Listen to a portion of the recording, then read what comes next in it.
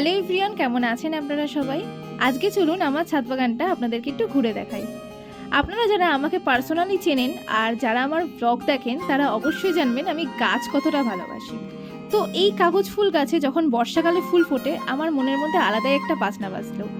কারণ বর্ষাকালে কাগজ ফুল গাছে, বিশেষ করে যদি জল বেশি দেওয়া হয় কাগজ ফুল গাছে, তাহলে না ফুল ফোটে না।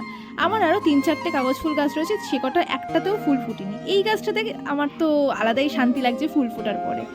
এই গাছের ট্রিটমেন্ট হচ্ছে জল কম দেওয়া। আমি জানতাম না, আমি তো আগে জল প্রত্যেক দিন দিতেই থাকতাম। আমি যেখান থেকে গাছ কিনি সেই দাদাটা আমাকে বলল যে দেখ বোন, এই গাছে প্রত্যেক দিন জল দিবি না, আর যদি দিস তাহলে গাছটা বড়ই হতে থাকবে, পাতা হতে থাকবে, গাছে কিন্তু ফুল কম হবে।